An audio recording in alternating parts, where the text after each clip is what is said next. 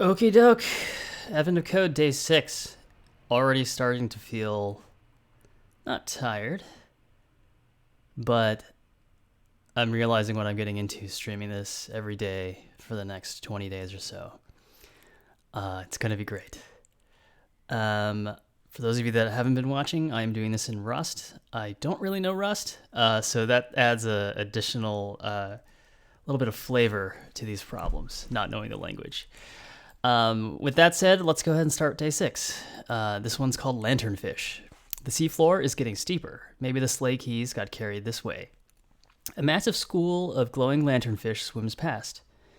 They must spawn quickly to reach such large numbers. Maybe exponentially quickly. Uh-oh. Exponentially is emphasized there, so I think we're in for a little bit of a good time today. You should model their growth rate to be sure. Although you know nothing about this specific species of lanternfish, you make some guesses about their attributes. Surely each lanternfish creates a new lanternfish once every 7 days. However, this process isn't necessarily synchronized between every lanternfish. One lanternfish might have 2 days left until it creates another lanternfish, while another might have 4. So you can model each fish as a single number that represents the number of days until it creates a new lanternfish. Furthermore, you reason, a new lanternfish would surely need slightly longer before it's capable of producing more lanternship, 2 more days for its first cycle. So, suppose you have a lanternfish with an internal timer value of 3. After 1 day, its internal timer would become 2. After another day, its internal timer would become 1. After another day, its internal timer would become 0. After another day, its internal timer would reset to 6, and it would create a new lanternfish with an internal timer of 8. After another day, the lanternfish would have an internal timer of 5, and the second lanternfish would have an internal timer of 7.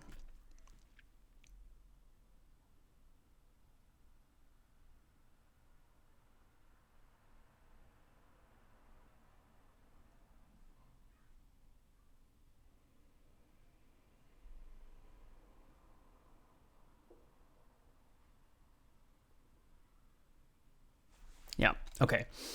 A lanternfish, so I think what we're seeing here, why does the first one's internal timer reset to 6?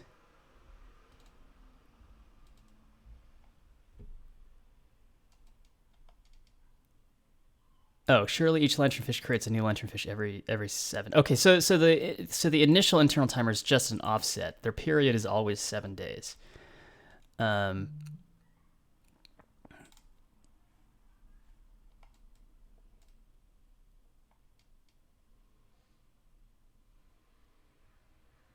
The first lanternfish and the second lanternfish. Okay.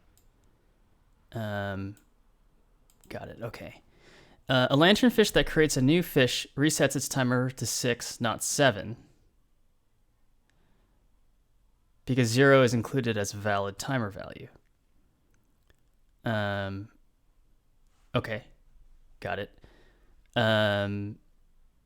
The new lanternfish starts with, this is probably just to make the math a little bit easier, the reason why we're 0 indexed rather than 1 indexed. The new lanternfish starts with an internal timer of 8 and does not start counting down until the next day. Okay. Realizing what you're trying to do, the submarine automatically produces a list of the ages of several hundred nearby lanternfish, your puzzle input. For example, suppose you were given the following list: 3, 4, 3, 1, 2. This list means that the first fish has an internal timer of 3, the second fish has an internal timer of 4, and so on until the fifth fish, which has an internal timer of 2. Simulating these fish over several days would proceed as follows. Got it. Each column here is a different fish. 3, 2, 1, 0, 6, 5, 4, 3, 2, 1, 0, 6, 5, 4, 3, 2, 1, 0, 4, 3, 2, 1, 0, 6, 5, 4, 3, 2, 1, 0. When we create a new one, it starts at 8, 7, 6, 5, 4, 3, 2, 1, 0. Okay, this table is really, really useful and clear. Each day, a 0 becomes a 6 and adds a new 8 to the end of the list. Well, each other number decreases by 1 if it was present at the start of the day. In this example, after 18 days, there are a total of 26 fish. After 80 days, there would be a total of 5,934. Find a way to simulate lanternfish. How many lanternfish would there be after 80 days? Okay, so I'm guessing the way that this is going to shake out is that the first day's simulation is going to be like relatively easy to represent almost entirely if you kept like a separate integer for every single fish. Or really, I mean, you could keep a separate like U8, like an unsigned 8-bit integer for each one of these, because then the counter for each fish is only going to go up to the value 8. However, I think what's going to get tricky is I'm guessing that the second day we're going to probably simulate past 1,000 days or something like that. And in that case, probably what we want to be doing is, rather than keeping a separate integer for every single fish, maybe we can keep either a hash table or an array, probably an array that has 9 elements in it. Each element is maybe a 64-bit integer, and each element represents essentially the number of fish whose timer value corresponds to the index of that array. So the 0th element of an array will have some counter, and that's basically the number of fish that have their counter set to 0 on this frame, or this current tick of the simulation. The 1th, or it's not the first element, it's the 1th element of the array would have just the total number of fish whose timer value is at 1, and so on and so forth until 8, right? And that way we can just do math. We don't have to basically iterate over every single fish. So let's actually just start that way and see if we can get a correct answer. And then hopefully, I'm guessing that like day 2, they're just going to crank this number up to like something extremely high. And I'm hoping that it'll be fine. Now, if day 2's number is something like 1 billion or like 50 billion, we might not even be able to iterate that high, and then maybe what they're going to ask us to do is actually come up with a mathematical formula that we can use to project the number of fish, which is probably derivable. I'm not that good at math. Typically, like normally speaking, I actually have a hard time kind of coming up with that kind of stuff, but we'll see how it goes. All right.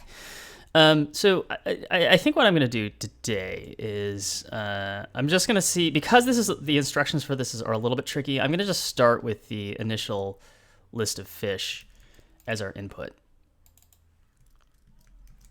And we're going to go ahead and parse them.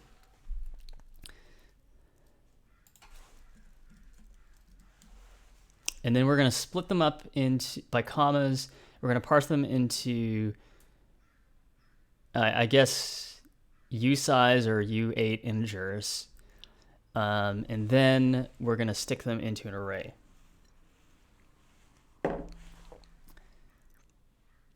And in fact, what we can actually do is actually just make our array initially. We'll just call it state for now. I'm sure there's a better name for this. And it's going to be a U8 with 9 elements in it, 0 through 9.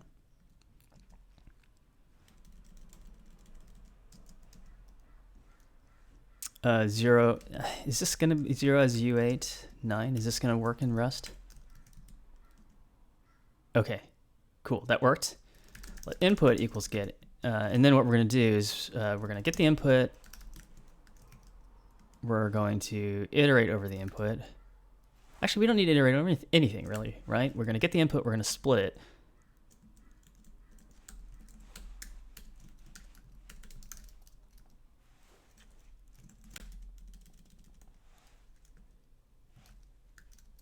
For some reason, it is not. Oh, you know what? I think I forgot to reload the editor when I created the new directory, and for some reason, this Rust analyzer has a hard time dealing with new directories here. Okay. For in get input, we're going to split that by commas. Let's actually trim it first. Don't want any new lines at the end. Split it by commas. We're going to map that into integer. So this is some kind of string, and then we're gonna parse that into integers, and we're gonna unwrap that, and it needs to know that it's gonna be, we want it to be a U8. So let's tell it that it's gonna be a U8. Then actually it's gonna be a U size because they're indexes into an array, and these are actually gonna be a U64. Let's allow it to get really big. And then what we're going to do is we're going to say state n plus equals 1. And let's go ahead and print out what this looks like. I'm told that this will work too. Debug state. If so, that'll save me a lot of typing. Oh, and state needs to be mutable, of course. 0, 1, 1, 2, 1, 0, 0, 0. That doesn't look right.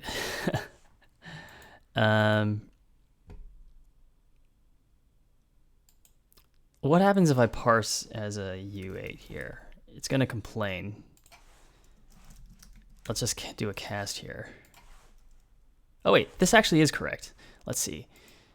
We have none at timer 0. We only have 1 at timer 1. We have 1 at timer 2. We have 2 at timer 3 and 1 at timer 4. Okay, so never mind. I actually parsed this correctly. What am I doing? I think I had a little bit of a brain fart there, and I thought that I was just directly printing out the input again. But instead, I've got this kind of clever construction here. That's a reason why you don't do clever code, is that you confuse yourself.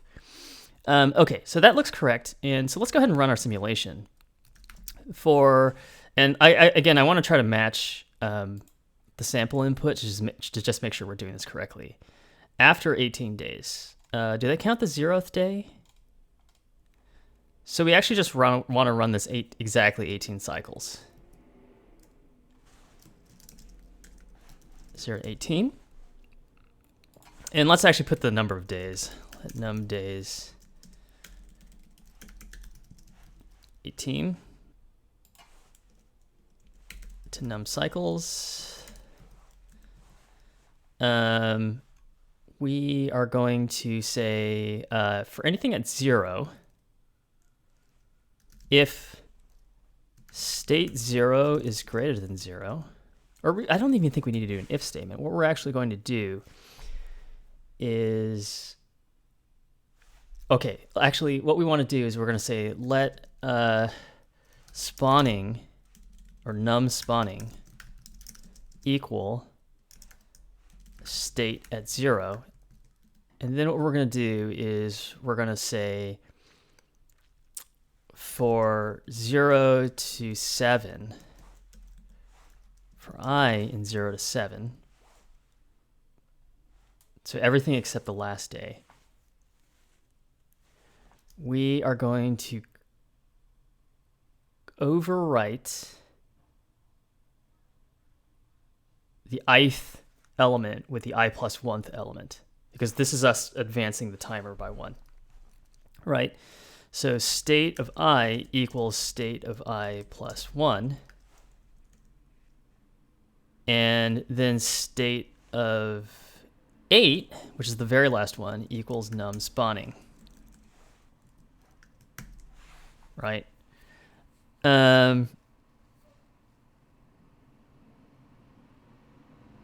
Now, what's interesting here, do we ever add anything?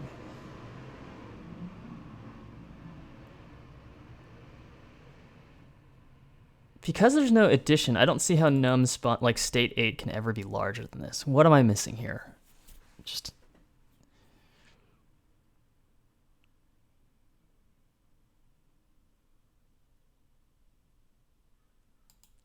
let me just try printing out what state looks like every frame, and I think it'll become clear once I just visualize it.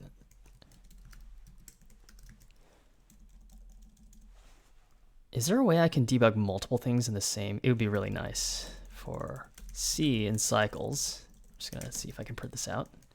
So it doesn't complain so far. Let's see what this looks like. Oh, this is actually really nice.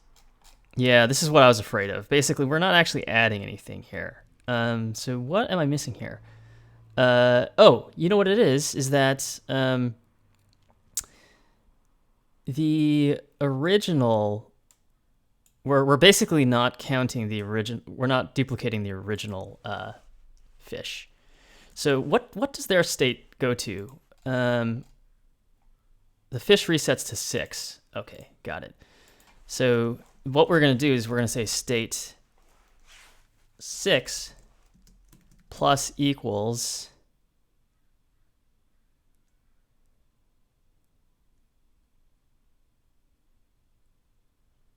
state 6 plus equals num spawning, and state 7 equals num spawning here.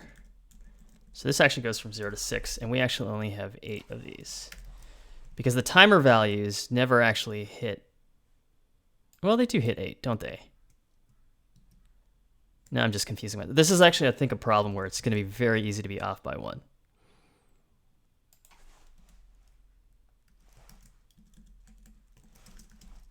New fish, previously spawning fish, right? Let's take a look at this again.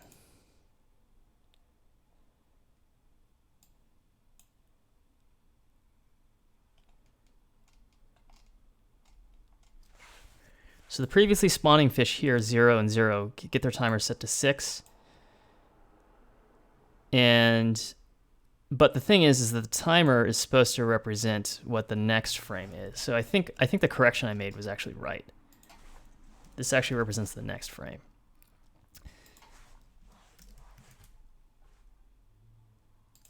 All right, so let's try running that, and hopefully we don't get an array out of bounds.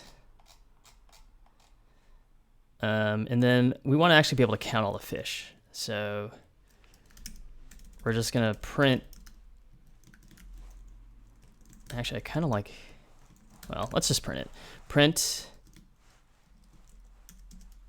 state dot iterator dot fold 0 and accum n plus accum plus n. Okay, that's 29 at the end. This seems like it's too small. 5,934. Okay. We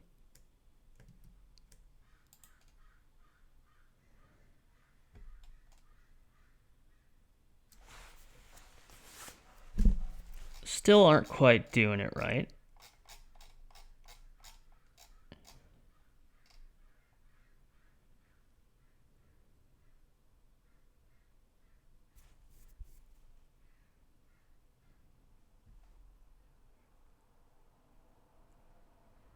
Zero, 1, 2, 3, 4, 5, 6. So this affects the first 7 slots in the array. And we're not losing any data as a result of that.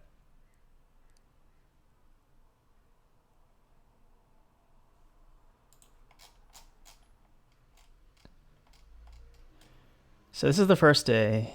And then the second day, let's just verify the input here.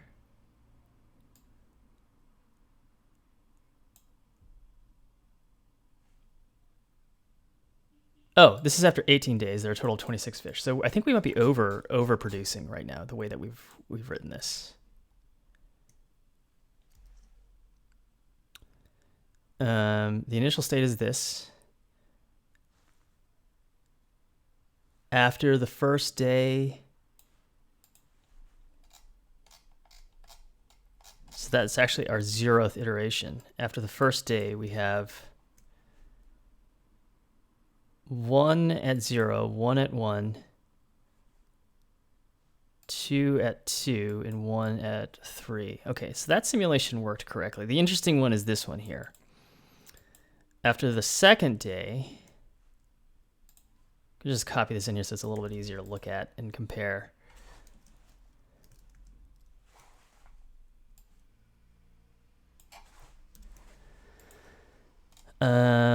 After the second day, which is c equals 1, that's this here, we have 1 at 0. Yeah, that's that one there. We have 2 at 1. That's correct. We have 1 at 2, that's correct. 0 at 3, 0 at 4, 0 at 5, 1 at 6, yep. And then 1 at 7.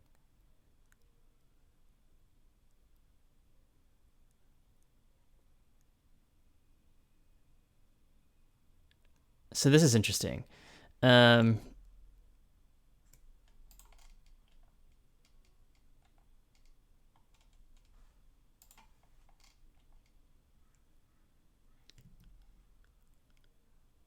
Oh, I think I see what they're saying. It's a new lanternfish that resets its timer to 6 and not 7.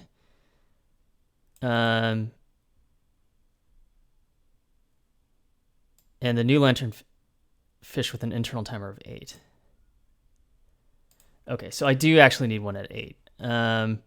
So let's do this. This is 9, and this is 8. And I think that will resolve our confusion here.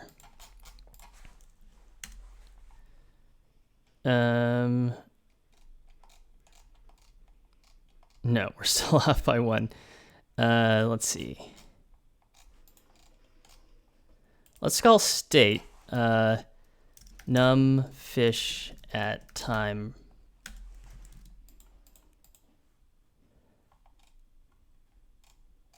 That's really verbose. I think I preferred state better, actually.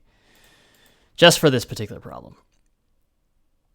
So this is the newly spawned fish.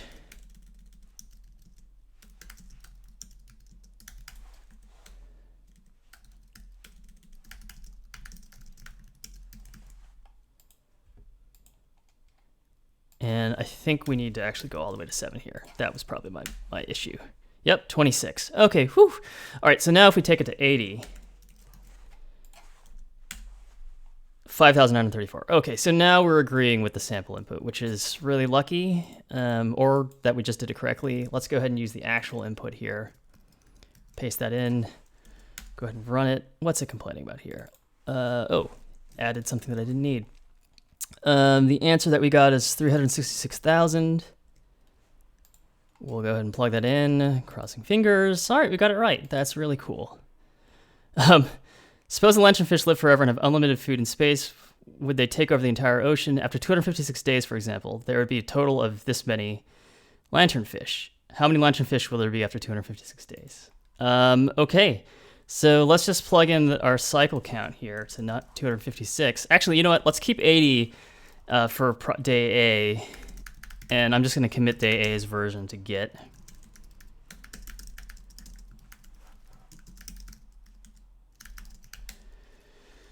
And we're just going to make a quick copy of that into day 6B.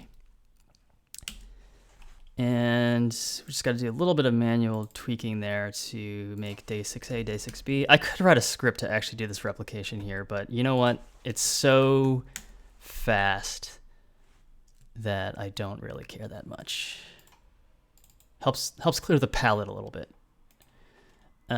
This is 256 now. I just want to make sure I'm in day 6B. Yes, I am. And let's go ahead and make day 6B. Oh, and I printed everything. Wow, I didn't mean to do that. But that's fine. I got this really high number. I'm just going to plug it in there. And we got it right. Whew. I saw on Reddit the other day, there was a sort of a meme image that somebody posted about, like, if you make your first answer general enough, the second day will be really simple. I guess that was the case for today, where I think we were able to anticipate what they were going for the second day. And that's just a result of doing advent of code enough years in a row that you kind of know what curveballs they might be throwing at you. Not that I'm that good at this or anything like that, but still, I feel like we lucked out on this one. Looks like I'm not able to find that particular meme, but I think y'all get my point. Anyways, thankfully, this one today was a relatively quick one. I'm grateful because I actually have to do work this morning. So with that, I guess I'll see you guys again either tonight or tomorrow. We'll see. I've been trying to do these problems as soon as they drop, yet at the same time, I just kind of don't have the energy for it at night. So it's typically been in the mornings. Anyways, I will talk to y'all later. See you next time.